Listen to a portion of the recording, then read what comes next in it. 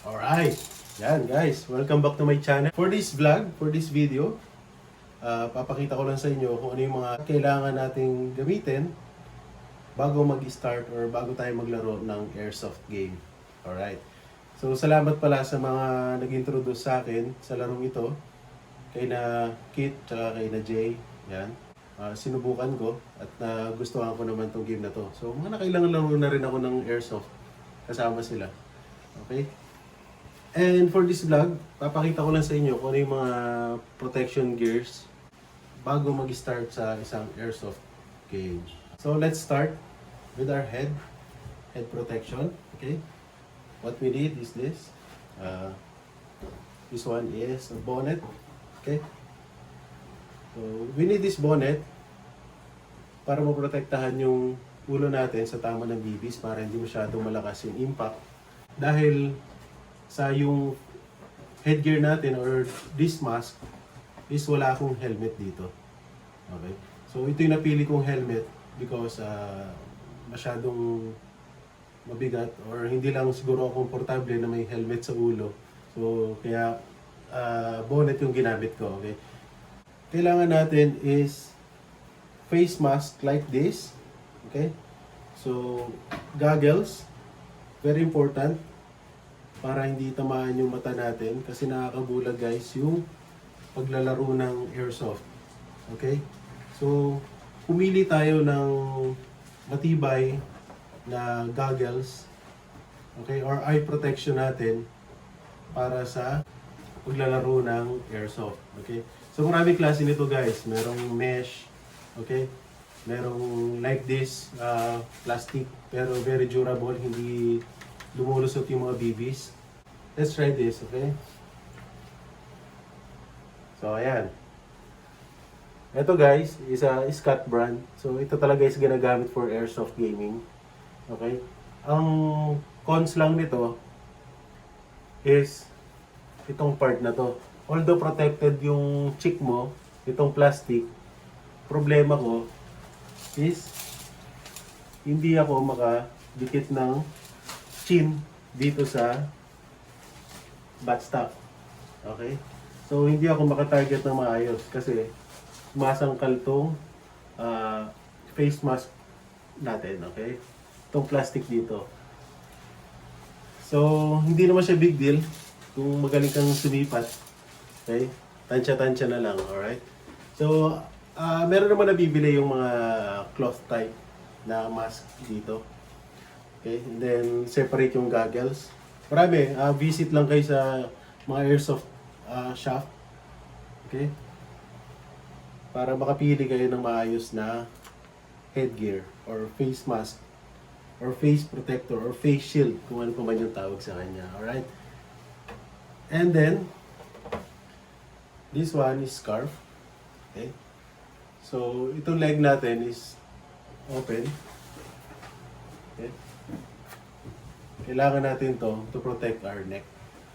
Kasi baka tamaan din. Kaya yung pinakamahalaga sa isang Airsoft game is yung protection ng ating katawan. Okay? Para hindi tayo masyadong magkasugat-sugat. Okay? Ayan. So, like that. Next is a hand protection gear or yung gloves. Ayan. This one. Ayan.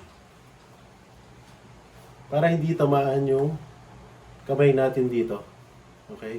Lalo na yung mga pag nagta-target tayo at nagkabalikan kayo ng palitan kayo ng putok ng kalaban mo. Syempre, ang una nakikita is yung arm mo. Alright? Arm tsaka head. So, baka tamaan kayo dito para hindi masyadong masakit. Magsuot kayo lagi ng gloves. So, mas maganda, mas okay, or kung saan kayo komportable na gamitin, meron kasing buo yung gloves, okay? Yung full gloves. Pero ako kasi dito ako mas komportable para mas nakaka-trigger ako ng maayos. Okay? Pero ilang beses na rin akong tinamaan dito. Dito madalas. Okay, next natin is yung body protection natin. Okay? Like this one, itong vest. Okay? Yan. Magsuot tayo lagi ng vest. Okay? And itong sleeve, long sleeve, and pants. Okay? Or tactical pants. Okay. So, papakita ko sa inyo itong vest. Alright. Itong vest na to, mura lang to. Nasa 1,000. Okay. And ito, may lalagyan ng magazine. Meron pa yun dito. Tatlo to eh. Tinanggal ko lang yung dalawa. Okay. So, very important ito guys. Gaya nito. Yan. Tama ng bibis yan kung nakikita nyo sa camera. Ayan. Sa halip na tumama sa katawan mo is tatama na lang sa vest. Kaya magsuot lagi kayo ng vest. Alright. And suggestion ko para sa mga gear na ganito, sa jacket or itong sleeve na to, ang bilhin natin is yung dry fit itong gitna. Kasi naka-vest ka naman. Okay, masyado nang mainit. Ayan, gaya niya, no? Pinagpapawisan na ako. Ayan. Para hindi masyadong mainit, ang bilhin nyo yung ganito. Dry fit yung gitna. And, eto, makapal itong sa arm. Okay? Kasi ito, wala masyado tayong protection. Alright. Ayan. And then, magsuot lagi ng belt. Ayan. Tactical belt.